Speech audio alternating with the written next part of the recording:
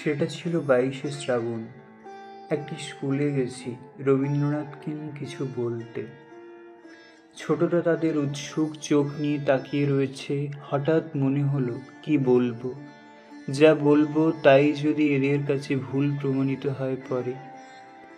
রবীন্দ্রনাথ তো কোনো স্কুল পাঠ্য অঙ্ক নন যে সবার খাতায় একই উত্তর হবে। এক একজনের রবীন্দ্রনাথ এক এক রকম। বাড়িতেও মেয়ে এক আধবার জানতে চায় তার ক্লাসের রবীন্দ্রনাথ নিয়ে। হাত ছাড়িয়ে পালাই, কারণ অনেক সময় যে নিজেই বুঝতে পারিনি রবীন্দ্রনাথকে।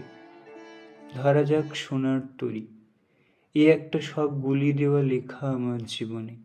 হ্যাঁ, আমার জীবনে। অন্যের জীবনে তা নাও হতে পারে। প্রথম এই কবিতাকে আমি কিভাবে পাই একটা বর্ষার বিকেল বেলার শেষে। এক বারান্দায় বসে থাকার সময় কবিতাটি আমাকে দেখা দেয়। আমার তখন বয়স ৮। ১৯৬২ সালের জুলাই মাস ছিল সেটা। সারাদিন বৃষ্টি হয়ে সন্ধেবেলা ধরে এসেছে। আকাশ স্লেট রঙের কালো থেকে একটু উজ্জ্বল। সূর্য নেই। আমার মা কবিতাটি পড়ছিল সঞ্চয়িতা থেকে, উচ্চারণ করে করে। আমার মায়ের কিন্তু কবিতা টবিতা পড়ার ঝোঁক একেবারেই ছিল না।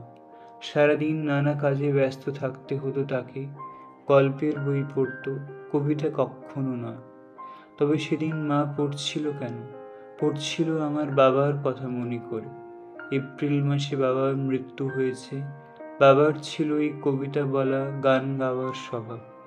এক একটা মানুষ থাকে না, সারাদিন বাড়িতেই থাকে, ফুল গাছ লাগায়, বই পড়ে, গান গায়, কবিতাও পড়ে, কিন্তু কিছু করে না।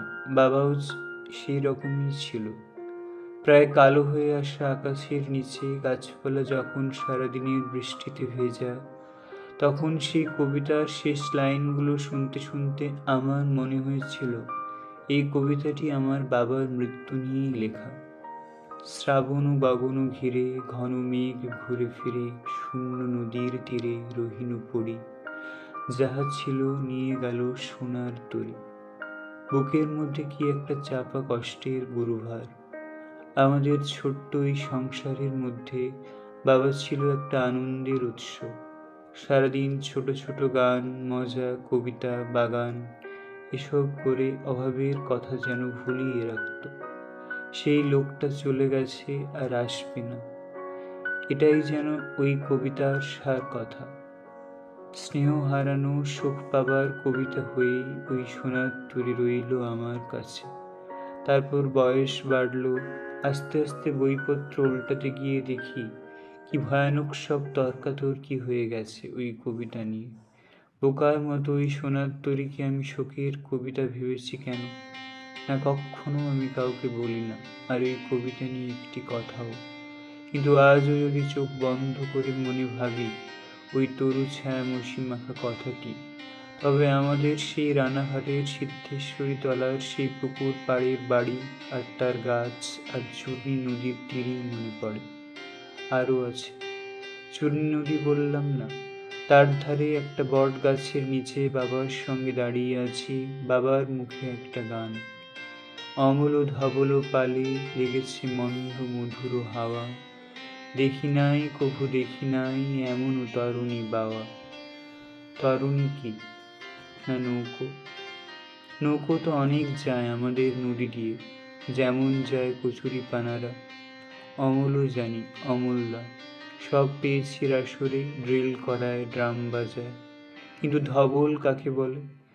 গানের পর বাবার উত্তর, ধবল হলো সাদা। ওই যে বালির নৌকোটাকে দেখ, ওর তো পাল আছে, সাদা পাল, ওই রকম। দেখলাম বড় একটা নৌকো ধীরে ধীরে ভেসে চলেছে, একটা ছই রয়েছে। ওই রকম নৌকো কতই দাঁড়িয়ে থাকে চূর্ণীর তীরে, নৌকোর কানা পর্যন্ত জল। এই নৌকোটায় বড় একটা পাল লাগানো। মনের ভেতর থেকে গেল সেই নৌকো আর তার পাল তুলে যাওয়া। কিন্তু পাল মোটেই অত সাদা কিছু ছিল না, কেমন ময়লা ময়লা ট্রিপল রঙের চাদর একটা। তখন কত বড় আমি, বছর ৬-৭ বড় জোর। 30 পেরিয়ে আলাপ হলো একটি মেয়ের সঙ্গে। সে আসে, কথা বলে, চলে যায়।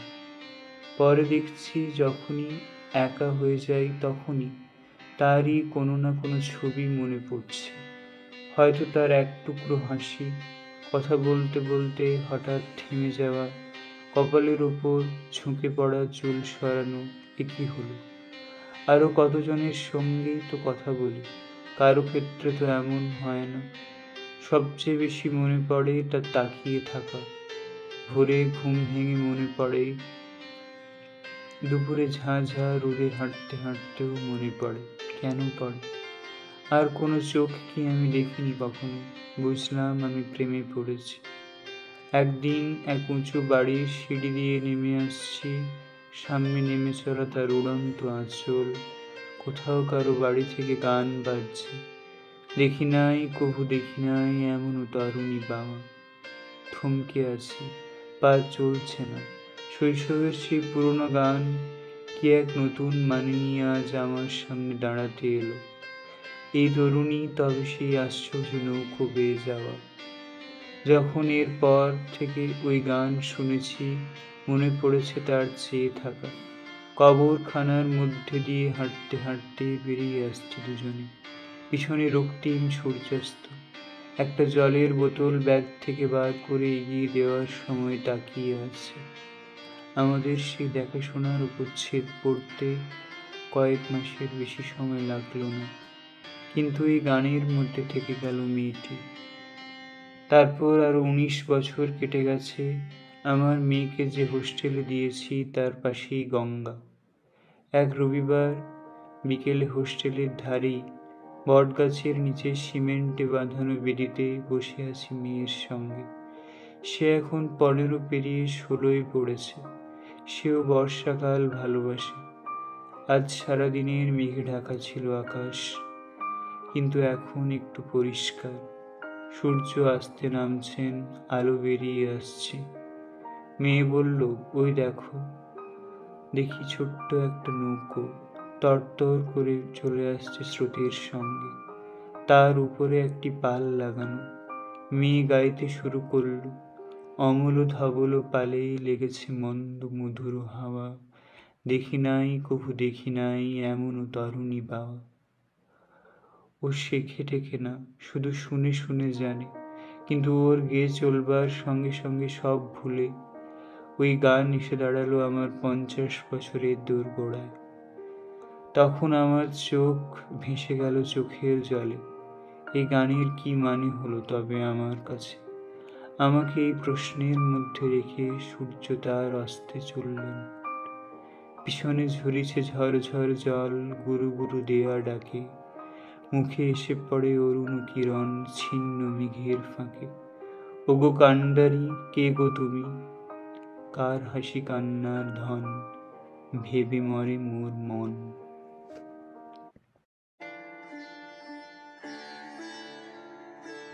যে মেঘ তোমার কাছে সূর্যাস্ত চেয়েছে, সত্যি তুমি জানো তার মন।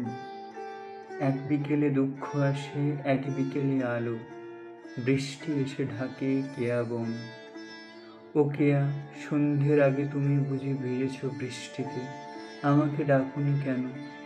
আকাশে তখন খেয়া সন্ধ্যে পার হয়, বিকেলের খেয়া, সে খেয়ায় তুমি বুঝি একা একা ভেসে গেছ।